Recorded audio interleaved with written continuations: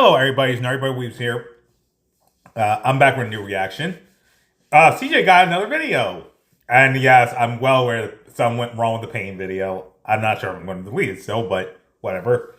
But I think I saw a post about this, and he got it out fast, surprisingly. But we're reacting to CJ the Champ's horrible anime dads. There's a lot of horrible anime parents. Like, unfortunately, there's more horrible dads than there is moms. The worst anime mom that I can think of is Ragayo Kiryuin from Kill la Kill, but there's probably more. I wonder if Gendo Ikari is going to be on this from Evangelion, because he definitely deserves to be on here. Leave that fatherless, and I'm on to the next, and I ain't looking back when I leave. Dads. They're either great and support their kids, and they are mostly there to protect and guide their child down the right path, to make sure they can have the best life they can possibly have. Or they're an absolute deadbeat bum-ass nigga who hates their kids and should have never had the right to reproduce. And when it comes to anime, I don't know what it is, but 99% of these niggas can't raise a kid for shit. It's like they're allergic to being a good dad. So today I got a little different video for y'all. Today we're taking a deep dive and taking a look at some of the worst fathers in anime history, with an honorable mention. Because if I'm talking about bad dads in just animation, period, this motherfucker is gonna make the cut every single time. So we're gonna start from the top, and the lower we go, the worse they will get. It's like we're simulating hell for how much hell these fathers put their kids through. So without further ado, first up on the chopping block. Okay. Good old Jing. Now we're starting off with Jing because everybody else on this list is 10 times worse than him. But it doesn't change the fact that this man Jing is the king of the deadbeats. Like when it comes to deadbeat dads in anime, Jing is easily the first nigga everybody thinks about. And I mean, the evidence is there. I mean, we all know the running joke. This man dropped his son off at his cousin's house and named him Gon. Cause that nigga was gone 30 seconds later. This man is a stereotypical dad that went to go get milk and never came back. Bro really dropped off a whole baby and the child support bill on Mito because he knew he wasn't trying to pay that shit. And I ain't gonna lie, if Jing was my dad, I really hate this nigga. Because if he passed this ziggity zag ass hairline down to me, boy, I'd be sick. This man deserves the absolute worst for making his son inherit this shit. But besides all this man didn't come to see his son or contact him for 12 whole years. The only stuff he left for Gon was a cassette tape, a rusty ring, and a memory card for a PlayStation off of Craigslist. Or a game that he created that you could die in. I kid you not, the nigga deadass left a message on a cassette tape that said, "Hey, Spark, so, you wanna find me? Well, I don't wanna see you, little nigga. Matter of fact, don't even chase me, little nigga. I'm gonna be so real with you. But, if you do become a hunter, then beat this game that I made called Greed Island. It's basically Sword Art Online. So that means, don't die in that bitch." Oh, Jesus! I didn't know about the game part, but I know he had sent Gon a message not to look for him. Think somebody just died, but you'll be fine. Anyways, though, you beat that? Then I'll maybe finally talk to you. Well, good luck, sport.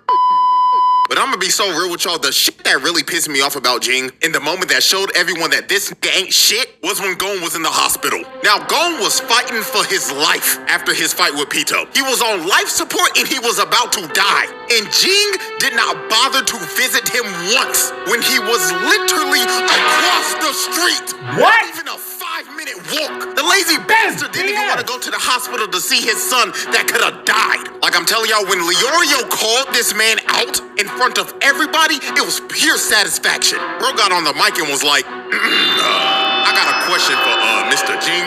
Hey yo, why haven't you gone to visit your son, you bum ass nigga? You deadbeat, musty, dressed in rags, bitch. You out here answering questions from people you don't even know. Meanwhile, your own flesh and blood is about to die. So answer the question, hoe ass nigga. Why have you not gone to see your son? And after Leorio called him out, Jing replied with, "Man, he got enough friends. He'll be fine. Did he even say he wanted me to come in the first place?" And the fact that this man Jing said that, does he even want me to come, while Gon can't even say that shit because he's in a coma, pissed Leorio off to the point where he said, "Fuck it." With a Shoryuken. And when this happened, I kid you not, everyone in the room cheered. Whoa! They all knew that this nigga was a bum.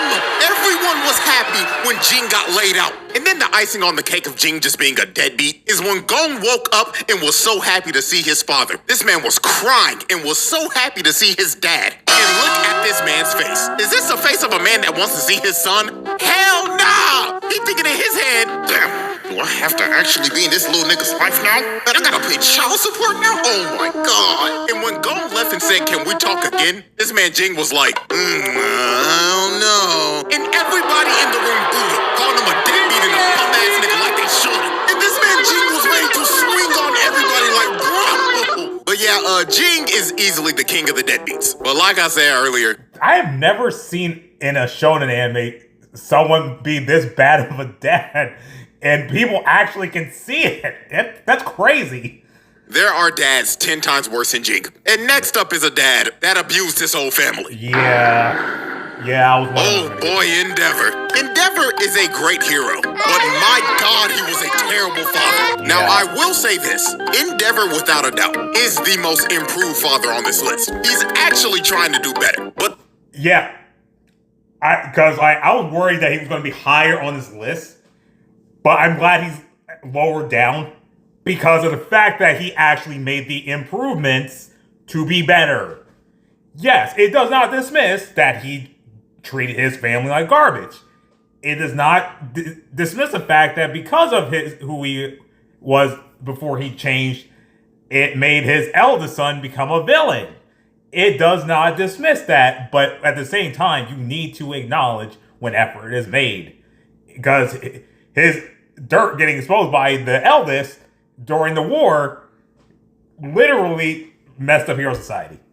The way he was moving before his whole redemption was awful. This nigga was a piece of shit that mentally abused and broke his entire family apart. And this was all because he was a hating ass nigga. You see, Endeavor was obsessed with trying to be better than All Might. So when he finally came to the realization that All Might was just better than him and it was just a skill issue, he decided, if I can't be better than him, then I'll make somebody better than him. So this man went out and bought a wife so he could make a hybrid baby with her that would have his flame quirk and her ice quirk. He wanted to make a little half-breed avatar. And the first child they had was Toya, aka Dabi. Now, they mentioned this in the series. You can have quirk-based marriages in the world of My Hero. Basically, if they can match you with someone who has a quirk that could be compatible with yours, and basically you can get married based on that.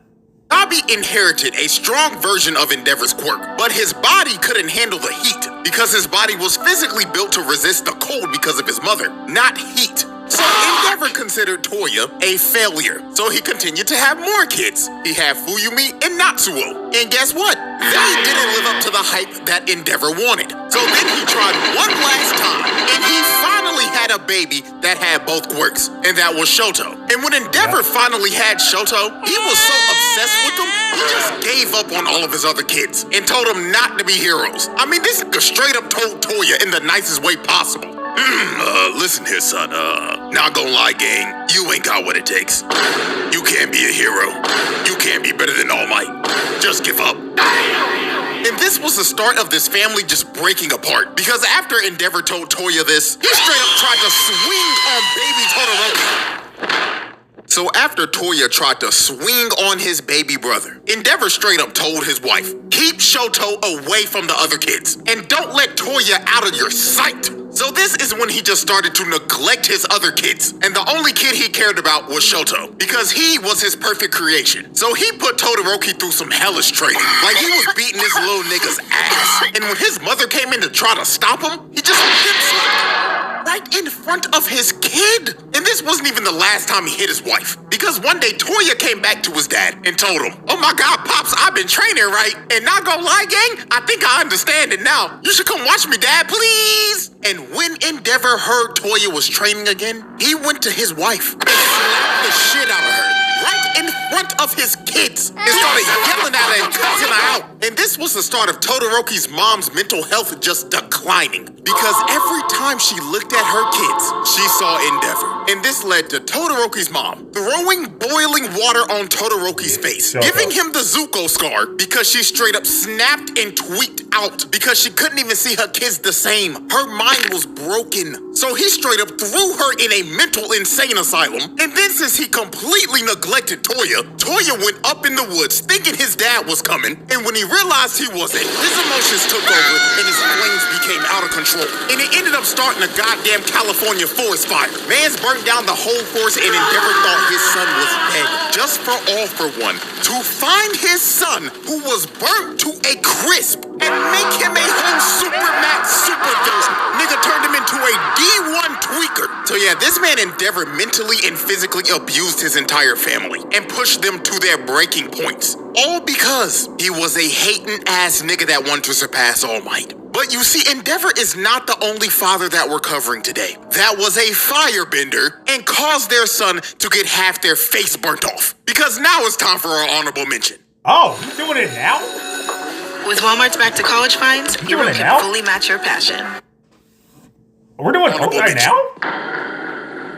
Now, y'all should have known damn well. If I'm making a video about bad fathers, this man Ozai will make the cut every single time. Ozai is just flat out one of the worst fathers in fiction. This man is an actual evil, narcissistic psychopath. Yeah. And the way he treated his kids, whoa boy. There was a reason Zuko was a depressed dickhead and Azula was a psychopath. It all goes back to their father. So first, let's start off with Zuko. And we have to dive all the way into the comics for this. Now, the whole family was having dinner, right? And Azula was talking about how she set her firebender's teacher's pants on fire. So Ozai, of course, was glazing Azula because she was clearly his favorite child. And he was straight up enabling Azula's bad behavior. Talking like, your teacher sounds like a fool. I'll have him sent back to the colonies. So Zuko chimed in and said, he's not a dummy. He just thinks that proper firebending has to start.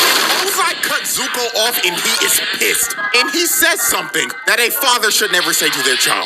He told Zuko, how dare you lecture your sister on firebending? You know, little nigga, let me let you in on a little secret. When you were born, we weren't sure if you were a bender at all. You didn't have that spark in your eyes. I planned to cast you from this palace. How embarrassing for a prince of the Fire Nation to have a non-bender as our firstborn. Lucky for you, little nigga, your mother and the Fire Sages pleaded with me to give you a chance. Azula, on the other hand, never needed that kind of luck. She was born lucky. You were lucky to be born. This man snapped on his child at the dinner table, bruh. He basically told Zuko that he ain't shit, and you were like... You know what's crazy? I've read the comments. I must have forgot that part, because funny enough, that was them referring to the very first season of Avatar, because Zuko literally told Aang that after he surrendered, he said, my sister was born lucky. He said, I was lucky to be born. And it's like, oh my god. Yeah, like, Ozai was just god-awful. But he gets it from Azulon. That's his own father. Like Urza had the better bloodline. And it doesn't help that that this man's literal Ain't-ish bloodline comes from Fire Lord Sozin, who literally was originally friends with Avatar Roku, which, crazy how even after death, their bloodlines married into each other. Because remember, Zuko is Roku's great grandson on freaking Ursa's side, whereas Fire Lord Sozin's great grandson on Ozai's side. And it's like, and yeah, like Ozai and let's see. That I felt like blowing your mama's back out to make you. But it just keeps on getting worse from here, bruh. Because the next awful thing he did to Zuko was, of course, the acne kind. Yes! So this all started in a war meeting. So this one general came up with a plan that would have an entire division of new Fire Nation recruits be used as bait to distract the Earth Kingdom's forces so a better division could attack from the rear. Now obviously this plan is terrible because they're literally throwing new recruits out there to die. So Zuko spoke up and said that this plan was straight garbage and you're sacrificing and betraying loyal soldiers of the Fire Nation. And when he said this, all the generals just stopped and looked at this nigga because Zuko spoke out of line when he wasn't supposed to. So Ozai saw this as disrespect to the general, and the only way to settle this was an Agni Kai. So Zuko thought that he was going to be dueling the general, but when Zuko turned around and saw his opponent, it wasn't the general, it was Ozai. Because Ozai thought that it was disrespectful to him because Zuko ran his mouth in his war chambers. So Zuko was pleading to his dad like, "Dad, please, I'm sorry. I didn't mean it as disrespect." But Ozai was like, "Stand and fight, Rick Zuko.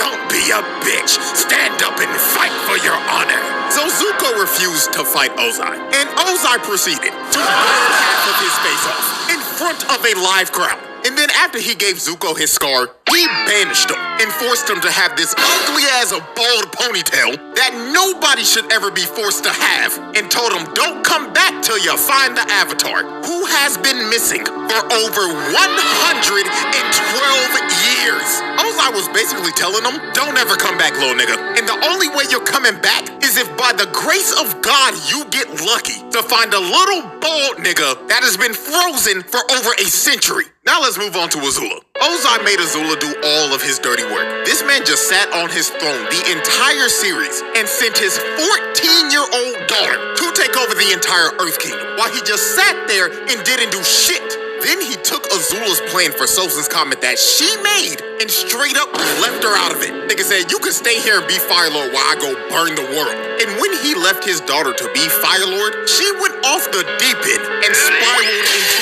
madness while this nigga was having the time of his life burning the entire world. Ozai, without a doubt, is one of the worst fathers of all time. Ain't that the truth? One year they want all dinosaur stuff. The next, camels. And llamas, there's more even llamas. to that. Because I don't So know save if you money can go shopping back to school on Amazon. You sure that's not a camel? Oh my God. What do you say? One of the worst fathers of all time. Okay, oh! I know who you are. You're Gaara's dad. I know who you are. Rasa is Gaara's dad from Naruto. But go back on Ozai. It should be also said that Ozai technically groomed Azula to be the monster that she became. Having guards isolate Ursa away from her on purpose to make her more of a puppet, it's like, dude is crap. He is human crap. The fourth Kazekage is easily the worst dad in the Naruto series, and is just flat out one of the worst dads in anime history. This motherfucker ain't shit. He had Gaara living one of the worst childhoods of all time. Nigga had his son depressed 24/7. It made him start his emo phase at the age of 6. Like, there was no wonder Gaara was an uncontrollable D1 crash out in the first part of Naruto. It's because his dad ain't shit, and he tried to make him a weapon of mass destruction as a baby. You see, Rasa did some shit. You see, the Hidden Sand was struggling financially. These niggas were broke, and they were in desperate need for a weapon of mass destruction. So Rasa ended up conceiving Gaara for the sole purpose of sealing the one-tailed beast inside of his unborn child, so he could make him a Jinchuriki and weaponize him. Now, since Rasa tried to seal a tailed beast inside of his unborn child, this ended up leading up to Gaara's mother dying in childbirth. So off the rip, not even a day into the world, Gaara was made a weapon of mass destruction and lost his mother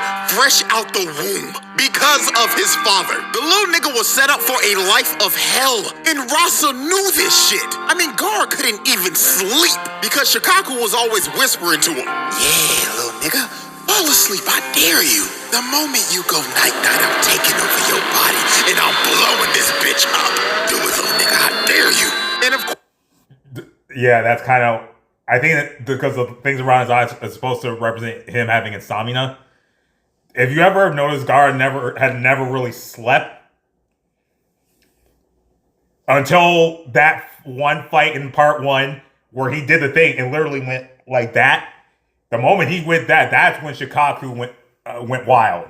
Since he was a Jinchuriki, just like Naruto, everybody in the village was scared of him and stayed away from him. And Rasa let it happen. He didn't do shit about it. He just let them ostracize his son. And bruh, he did not let Gaara have fun at all. This man was the no-fun police. He would play outside with Temari and Kankuro, right? And they were just doing normal things. They were just building sandcastles and shit and just having a blast. But then here came Mr. My Son Can't Have No Happiness. His bum ass didn't even say a word too. All he did was look at Temari and Kankuro and shake his head. No, stop playing with that nigga, even though he's your little brother. Get away from that freak. So Rasa didn't even allow Gaara to play with his siblings. He just straight up neglected them and wanted them to be alone 24/7. But you see, the absolute worst thing Rasa ever did to Gaara was making the only person that cared about him try to kill him. You see, Gaara had a great relationship with Yashimaru. He was his caretaker and also his uncle, and he deeply cared about Gaara. He was the only person that showed him any type of love in his life. So guess what this nigga Rasa did? He told Yashimaru, yo, twin,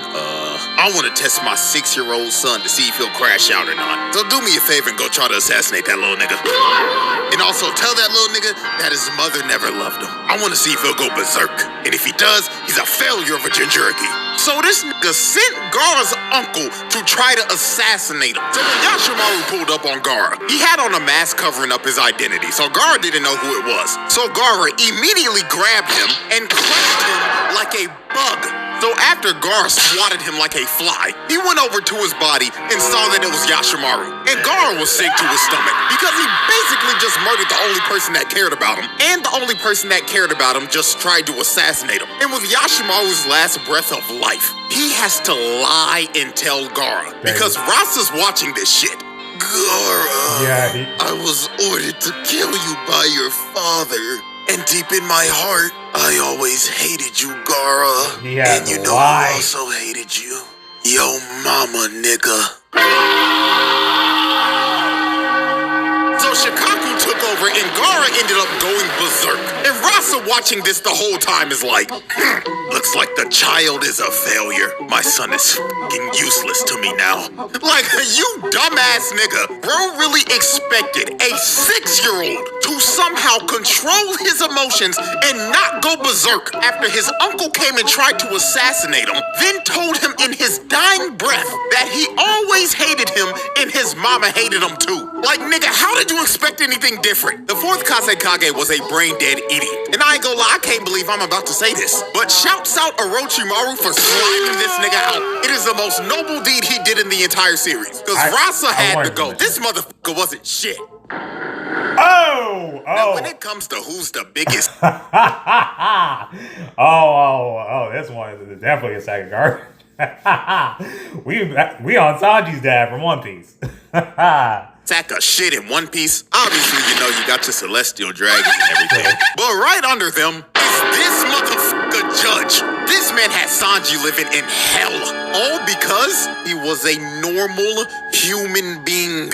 You see, Judge wanted all of his kids to be perfect weapons for Germa 66. And he went to the lengths of genetically altering his kids to the point where they would lack any type of sympathy. He wanted them to be emotionless weapons because Judge was a warmonger who terrorized the North Blue and wanted to conquer all of it to restore the Germa Empire to its rightful glory. Now, Sanji was the oddball of the family because he actually had emotions and was just a regular human because of his mother. Because when she was pregnant, she took a drug to try to stop the genetic mutation that Judge was trying to do to their kids. Now, this made her bedridden and she ended up dying because of this. And it only worked for Sanji. His other 3 brothers was some emotionless dickheads because of the genetic mutation. So Judge put all of his kids through intense training. And during this training, Sanji always fell behind. So when Sanji was basically failing every single training exercise, Judge became disgusted with Sanji. He was so disgusted with this little nigga that he would let his other brothers beat the shit out of him.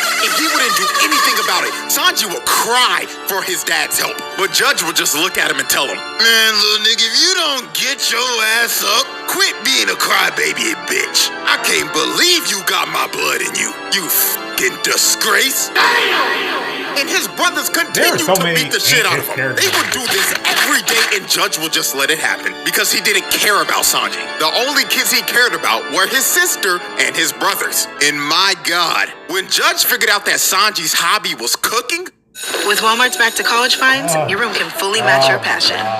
She's a plant science girly for real. How I mean, I'm trying to put you bro. onto some peak Despite dorm room his kids cultivation. All this from Walmart?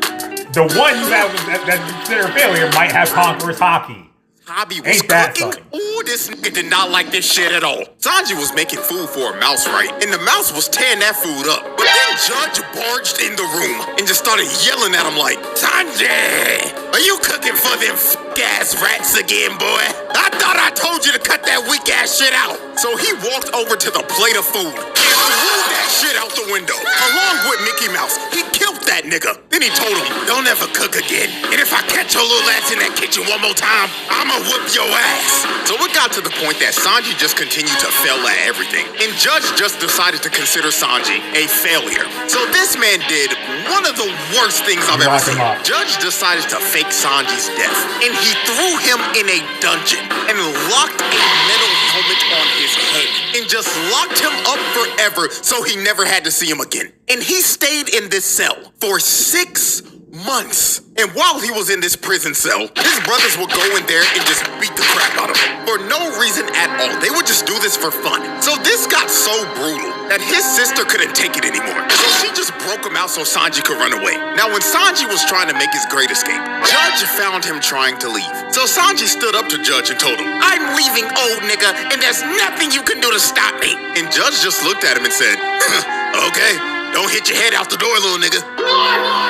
I don't care what you do, I'm gonna be real with you. But before we part ways, let me tell you this. Never tell anybody that you are my son, because you are the only stain on my legacy. So Judge let Sanji run away because he couldn't give a damn about him. And Judge didn't see Sanji again for 13 whole years. And the next time he saw him, he tried to use Sanji to marry him off to one of Big Mom's daughters. Ro didn't see his son for 13 years, and the first thing he tried to do was use him for a diplomatic marriage. And to make sure he couldn't leave, he put these handcuffs on him. And if he ever tried to take them off, he would blow his hands off so Sanji could never cook again. So after the whole cake arc and the Straw Hats rescue Sanji, while the Straw Hats were leaving, Judge saw Sanji on the Sunny. And the last thing he wanted Sanji to hear before he left was, Sanji! I just want you to know something before you leave. You still ain't shit, and you'll never be shit. Not gonna lie, gang, if your pops was talking to you like this after years of abuse and neglectment, ain't gonna lie, you might have to slime that nigga, because that's insane. Judge rightfully earned his reputation as one of the worst fathers in anime.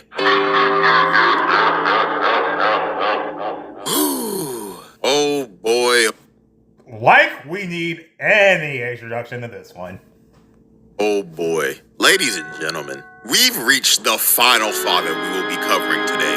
And this motherfucker, Show Tucker, is arguably the top one worst father in anime history. In my personal opinion, he's the worst. Now, if you've never seen Full Metal Alchemist and you don't know who this nigga is, I'm warning you right now. This shit is about to get dark. So, Show Tucker was a state alchemist that was known for his work about chimeras. And Show famously got his state alchemist license for making a chimera that could speak the human language. And he did this 2 years ago.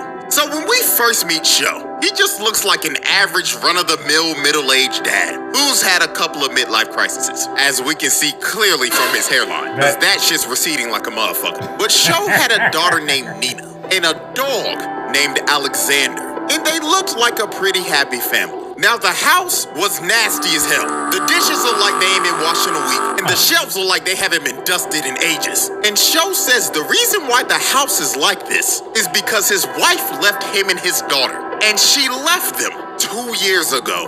So after Ed and Al met Show the first day, when they were leaving, Show was informed that assessment day was coming up. And assessment day is an evaluation to see if you can keep your state alchemist license or not. And last assessment day, Show laid an egg. That nigga failed. So this next one coming up was make or break for Show. Because if he did ass on this next test, he would lose his state alchemist license. So the next day Ed and Al came over, they came and played with Nina and Alexander. Because Nina was sad because her dad was locked up in the lab the whole day. Because he was contemplating what could he possibly do to pass the next evaluation day and not get fired. So Show came up with one of the most sick, vile, disgusting, disturbing ideas ever. When Ed and Al left on the second day, this nigga told Nina, "Hey Nina, I've got a great idea. Do you want to play with Daddy tomorrow?" And of course Nina was happy because she was finally gonna get time to spend time with her dad.